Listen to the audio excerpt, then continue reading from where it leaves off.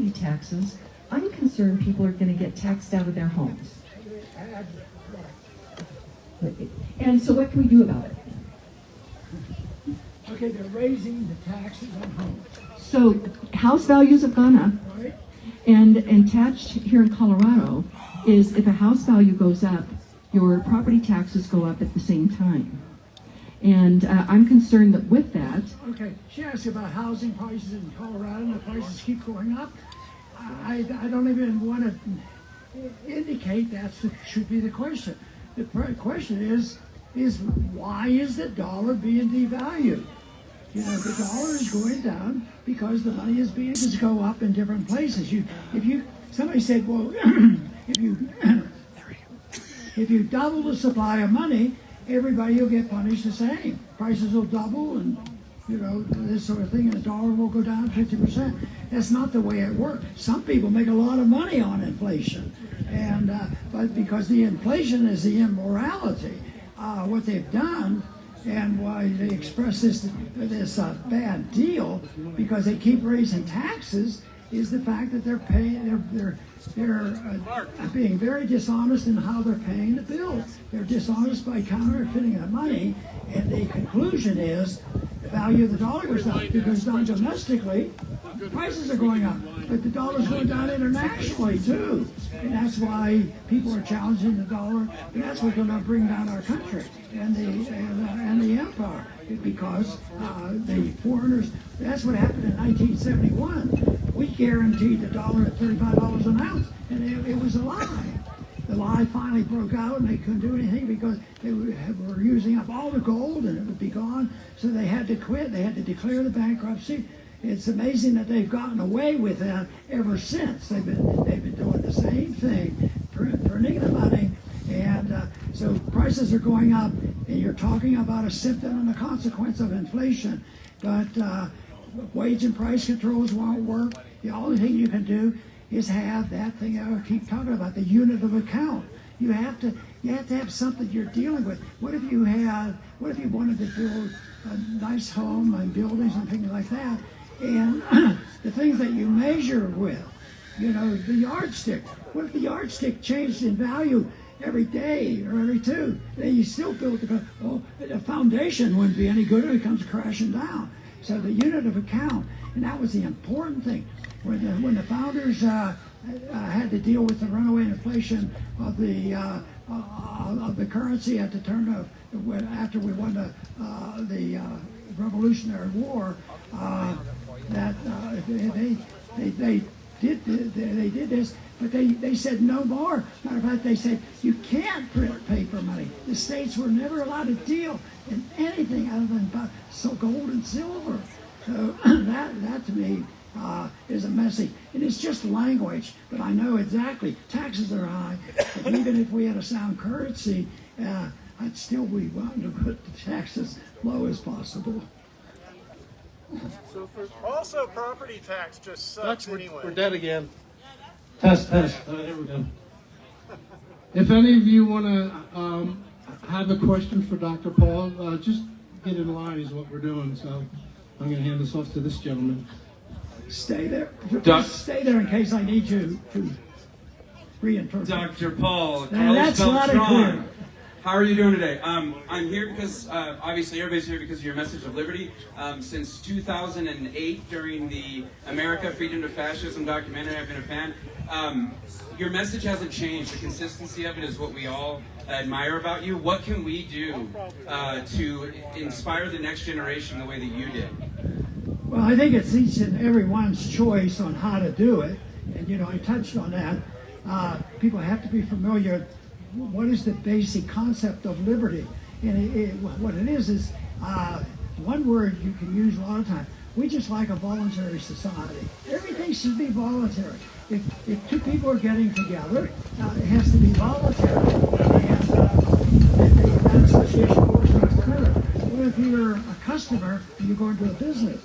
You shouldn't have any pressures put on you. You shouldn't have any interference. The businessman, the store, and the individual should do it voluntarily and come to an agreement. But when you're doing this, you have to follow the truth, and that's a promise and that's a contract. Even though it might not be written, it's a really important contract because yes, I'm going to sell you this and this, and you can't defraud people. See, there are a few wars. People think it's anarchy. No, what we have today is anarchy. Yes. The anarchy, the accusation that we practice anarchy is wrong. We have something much stronger. We believe in natural law, and we believe in telling the truth.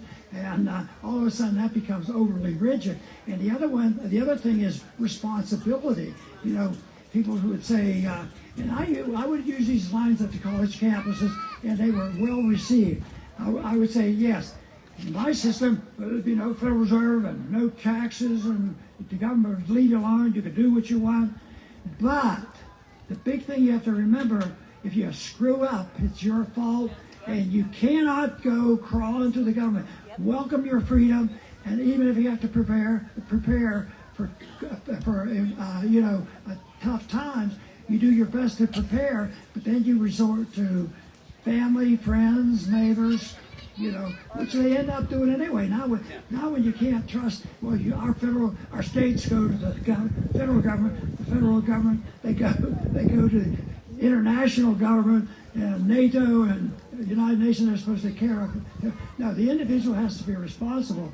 And the young people, maybe they didn't realize what I was saying, that you're responsible. But if you should have the benefits, but the responsibility of dealing with it if you don't it doesn't work out. And believe me, overall, that is what produces prosperity. Well, I was listening. Thank you very much, Dr. Paul. Okay. Appreciate it. So, Dr. Paul, most of us here have a little bit of gray hair and they're getting there. What we worry about, and nobody ever talks about it, is what our country is bankrupt. It's morally bankrupt. It's monetarily bankrupt. What do we do if we've built up enough to get through our retirement ages with money that's stored someplace, but it's fiat money, as you say? Well, how is this going to affect all of us individuals when we really do go bankrupt and have to declare bankruptcy? Yeah, and I think what you don't want to just talk about the theoretical. If we could have done it in fall of the Constitution, it'd be different. But you do now, it is really tough because you can still prepare. You can have a haven, a place to go, and things get real tough in the cities, and you can still try to protect our wealth by precious metals and property and things, but that's not the answer, the total answer. But I think one of the most important things is a community spirit and a family attitude, because if we go through tough times that some are predicting, it means that you want to know where your friends are. You want to have more people agreeing. You don't want to say, well, I know about gold and silver, and I know about this plot of land. No, everybody should join in that. But that is only part of it. The most important thing is that you raise up a new generation that said the founders were on the right track. There's been a few generations that have messed up, and we have to reorient the course. And that is what I was saying, that you could do it gradually, but I don't believe it'll happen, is that cut the things that should be easy. Why shouldn't it be easy to take that military budget and stop the military-industrial complex? They don't even send the money to another country. They send it to the manufacturer here, and they send the weapon. And it's a gravy train. And but they've grabbed the moral high ground, because what they accuse a person like myself is that we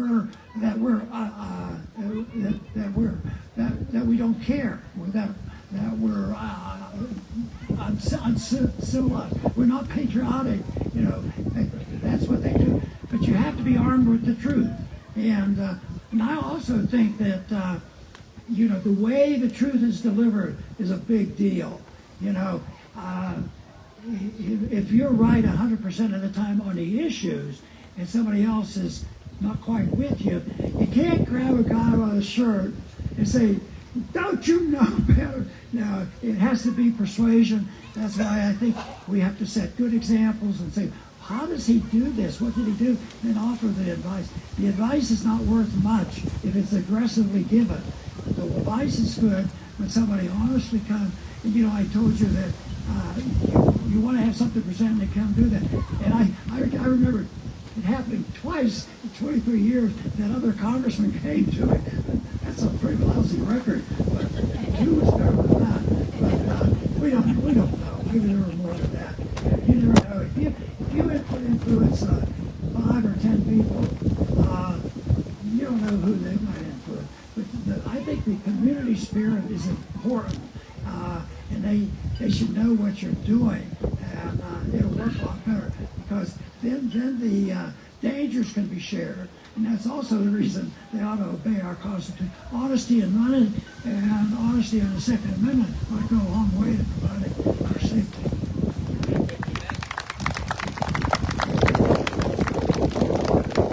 President Paul, I'm going to kind of cut to the chase.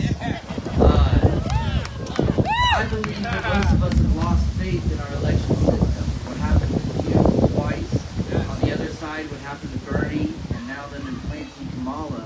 I think most people here do not believe the last election cycle, the results were legitimate. As we stand 2 months away or less from such a pivotal election, how do we maintain our composure and avoid being called extremists while the other side is full of foreign illegals and communists? How do we avoid a civil war and maintain our composure while our enemies promote violence and destruction? Yeah, I stick with the position that avoid the violence. You know, right now, if we who believe this way decided that we could win it with guns, they have way too many guns. So we have to change people's minds, and that's all we could do is. But I think you have to set standards, explain it to them, and they have to feel comfortable with their beliefs. And it's a long-term process. But the other thing that I did mention earlier in the speech that I think is important to get a group together, and evidently you get this group meets once a year and all, and you're talking about the Constitution. Well, maybe you'll evolve and have to deal with the current event, like another false election. You know, that's tough. But you almost have to be prepared for it because they've been doing that for a long time. But also it invites a bigger problem, and that is because the moral high ground of people misinformation, it's really this fact that pure democracy is sacred. You have to have the dictatorship of the majority. Get 51%, you can do anything you want. And that has to stop. Liberty is individual. The other thing that I do not like is when they talk about freedom for a group of people, women's rights and minority rights and all that. They're individual rights. Every individual should have the same amount of rights. Nobody should be denied any right because they belong to a group that has not committed violence.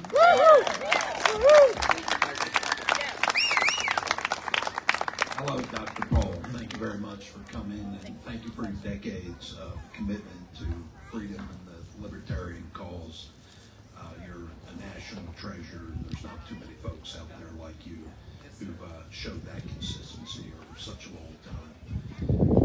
As far as gold goes, you're spot on the money. I don't think most people really understand. In 2001, gold was $270 an ounce. Today, it's $2,600, right? So we're looking at almost 1,000% return on your money. And the Dow was 10,000 in 2000. Now the Dow's 40,000. So if you want to make money and support honest money and constitutional government, then clearly gold is in a really strong trend, and it coincides with 2001, right? The war on terror, right? This big power move by the government. You got an immediate reaction from gold from this because gold was smelling what was coming, I think. But my question to you is really about Ukraine and the escalator that's been going on here since this debacle got kicked off. And, it never seems like it's enough. We're going to give them some howitzers, and that's a game changer. We're going to give them fighter planes, and that's a game changer. We can give them tanks, and it's a game changer. Now apparently we're going to start launching missiles into Russia. And I guess that's going to be a game changer. But I would like to know your comments on that. Do you see a way to stop this? Yes, the long term, we've talked about the education, changing philosophy, believing in the Constitution. But no, I see examples that are good. Take for instance, the end of the Vietnam War. And I started my speech by talking about the tragedy of me being drafted and all of that, and all those people that died. I just think when we finally surrendered and left, so much has been achieved with peace. In all that war with the French and Americans and millions of lives killed. So the evidence is so strong. So, but how did it stop? It stopped by finally the American people said enough is enough. They went to their congressman, and democracy was waking up and said, I call it a prevailing attitude rather than, the dictatorship of the majority. But the prevailing attitude was we won out of Vietnam, and that worked. And what about COVID? I mean, as a physician and a person in politics and wanting government to stay out, that is a real tragedy. And a lot of lessons were learned. But I think there were some examples of community meetings where just a few men and women stood up and gave a 3-minute or 5-minute speech, convert the whole audience, and saying, why are we putting up with this monstrosity? I have close people who have been working for me. A father of 2 people that I've had working for me were both, I guess, the will of the family, so to speak, into nursing homes, and both died. And it's all because it's government medicine. Does that mean that no government medicine is perfect? No. But when you get some monster running the show, how many people suffer? So yes, trust in freedom, but don't pretend it's perfect. But it's a much better thing. So no, there are indications. So try to change the prevailing attitude. That's why I think radio talk shows, the whole work. And, even talking to, actually going to the congressman most of the time is a thistle. But actually, if the congressman, Daniel McAdams is with me today, and he used to be on the receiving end of people calling in, what's wrong, Paul? Why won't he support this war? And sort of thing. But if he would get 300 calls in one day about why are we still in Ukraine, I think he'd verify that, boy, something big is going on. So in a way, it's not waiting for an election to show that the special interests have taken over the leadership of all the committees, and they running the government, and they get the right to regulation. All they want is power and money, and yet there are some very good people in Congress, so you have to go to them and help them get an ally. Thank you very much.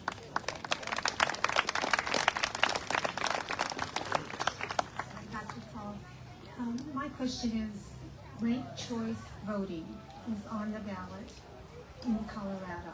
They're not calling that. They're not calling that it. They're saying it's going to be a way where you can vote whether it's your party or another party, get the best person in. And I don't understand it that way. I understand it as a way that leads to one majority rule. And I wish you could explain that better. Well, I don't know if I can, but I'm not sure I fully understand what's going on. In Colorado, maybe in Alaska, they used ranked choice voting. And so, if I understand it, you can vote for anybody. Oh, I'm sorry. Now can you hear me? Now it's better. I apologize. Ranked choice voting was done in Alaska. And it ended up that the person who got the third amount of votes, the third in the group, got in. It's a way of controlling the vote, as I understand it, so that one party ends up being the party rule. And do you know about ranked choice voting, or can you? And they're not calling it here in Colorado. They're saying this is the best way to get more freedom with your vote. Do you understand ranked choice voting? So, what you're saying is what the position should be of the government? Because one thing is I separate things. Because there are occasions when I want to defer to the state, and some states aren't doing the right thing, but I'm still not willing to all of a sudden take that out. The principle is injured. If you say, they give it to the federal government, they can do that. That is happening with this major debate on the abortion issue. And I'm pro-life, but I thought that ruling was good but not perfect, because I don't want the federal government on principle for us to defer to the federal government.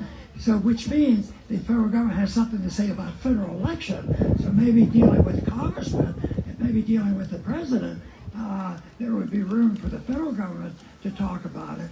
But then again, it could be settled in a court if the courts were on our side too. But there's some good people in the legal system that are coming our way.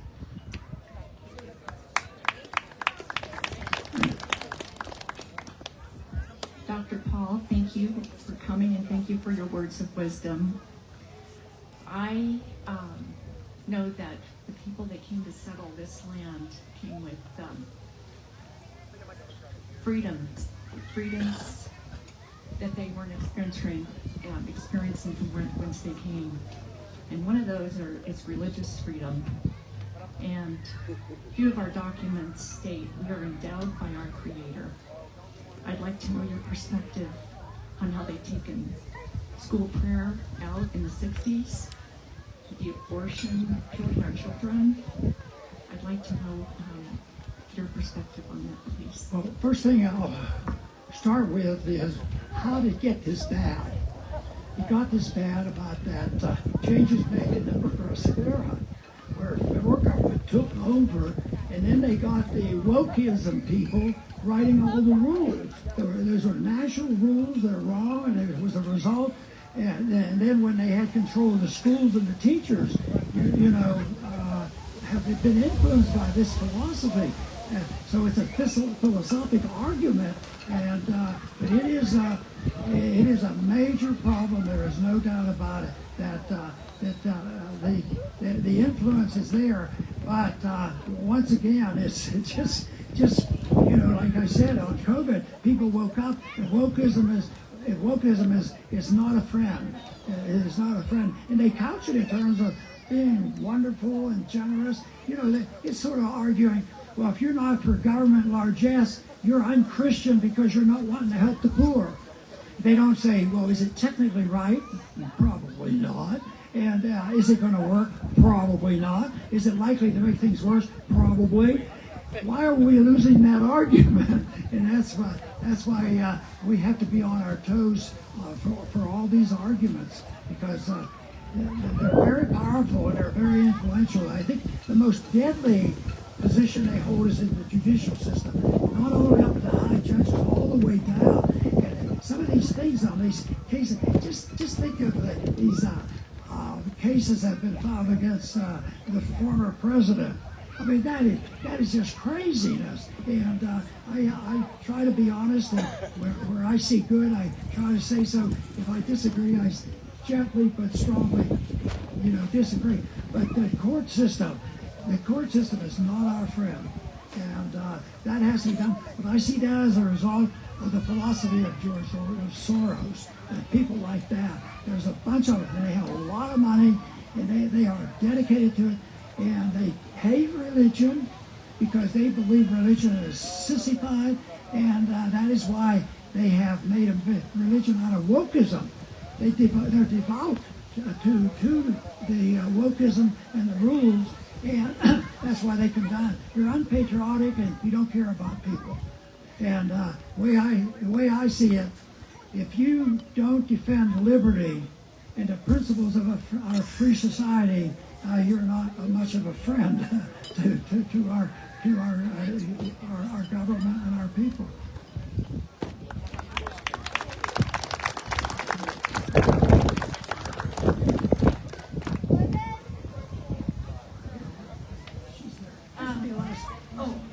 Dr. Paul, I would love to ask you a question, but I think it'd be better to these young men. Yeah. Thank you very much.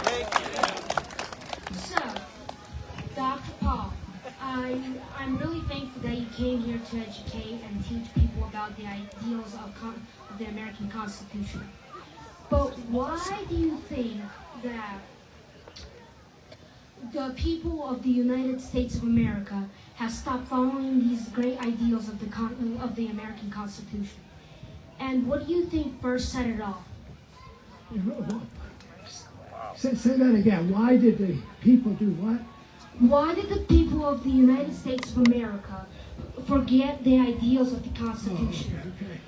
Well, they've been influenced by the opposition. They became very active, and they appealed to greed. And they didn't have rules to look for truth. And so things were fixable, and they lived short term. Oh, if I can get this today, I don't have to worry about young people's freedom later on. They live for the instant, and they do it gradually. And then, because when I talk about these things, I always talk about what principle are they breaking. And because what they're doing, they say, we're helping the poor. We're giving, care to the poor people. And that's what you're doing. But what principle? Are you doing a good job? Are you allowed to do it under the Constitution? Is it better than the free market? So you have to ask the right questions, and I think that's the biggest job we have. Sort out the right question. Know what the goal is. The goal is seeking truth.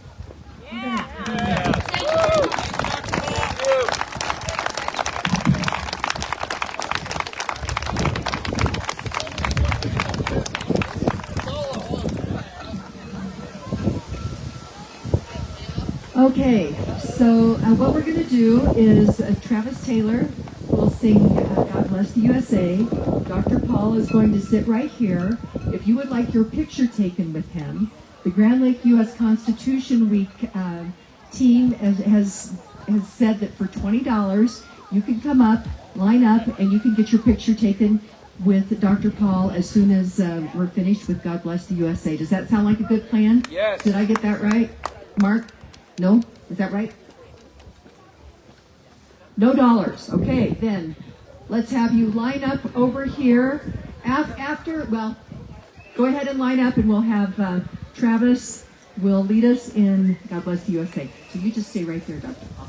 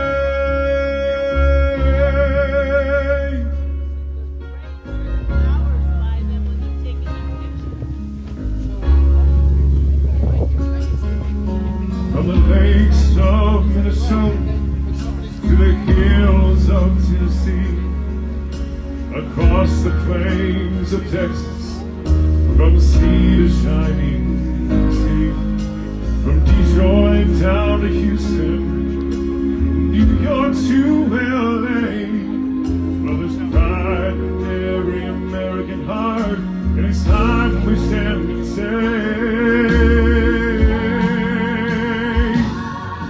that I'm proud to be an American, where at least I know I'm free, and I won't forget the men who died, who gave that right to me.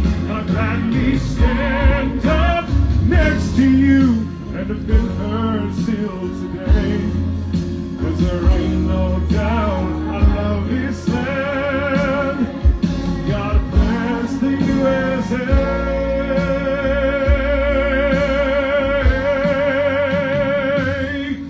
And I'm proud to be an American, where at least I know I'm free.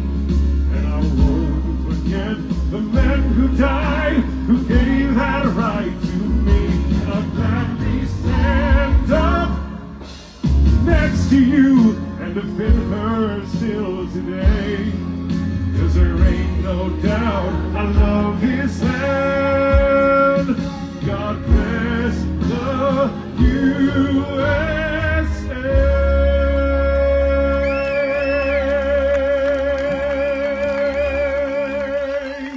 Okay, thank you. So everybody that's lined up, he's got to make a plane, so we're going to have to get on this. So if you would give your cell phone to Mark, he is going, and then, I'm sorry, what's your name? Jimmy's going to take your photo, and then we're also going to have a photo over here. We've got to get going.